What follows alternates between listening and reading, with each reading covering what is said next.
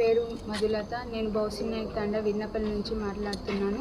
నేను 10th మా విన్నపల్లి స్కూల్లోనే చదువుకున్నాను. తర్వాత ఇక్కడ సారంపల్లిలో టీటీడబ్ల్యూఆర్ చేసి సారంపల్లిలో చదువుకున్నాను. ఆ తర్వాత 939 మార్క్స్ నాకు వచ్చాయి. ఆ తర్వాత నేను అక్కడ సర్వీస్ వాళ్ళే నాకు ఎగ్జామ్ రాసి నాకు దక్షిణలో ఫ్రీ సీట్ వచ్చింది. అక్కడ 1 year ప్రిపేర్ అయ్యి నాకు ఈ ర్యాంక్ వచ్చింది. ఆ తర్వాత ఐఐటి పాట్నాలో నాకు సీటు యాక్సెప్ట్ అయింది.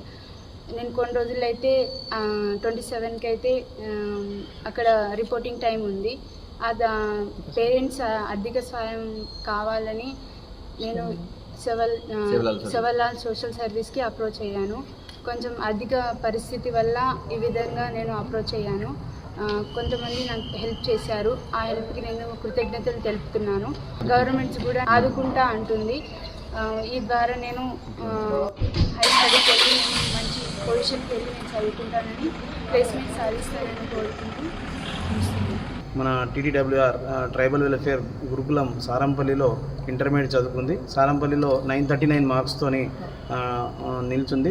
అందులో ఒక ఎంట్రన్స్ ఎగ్జామ్ పెట్టడం ద్వారా ఐఐటి పూణేలోని దక్షిణలో సెలెక్ట్ అయ్యింది. ఫ్రీగా సెలెక్ట్ అయిన తర్వాత అమ్మాయికి మొన్న జేఈ అడ్వాన్స్లో 824 ర్యాంకు ఎస్టీ కేటగిరీలో వచ్చింది.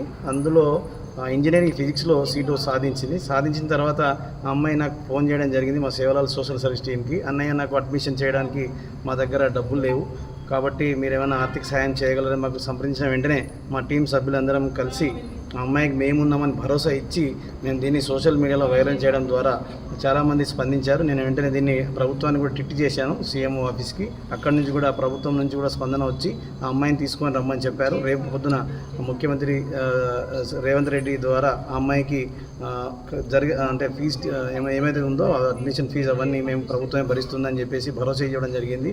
కాబట్టి ప్రభుత్వానికి మా సేవలాల్ సోషల్ సర్వీస్ తరఫున కృతజ్ఞతలు తెలియజేస్తున్నాను. Thank you. For more videos like this, subscribe Big TV channel.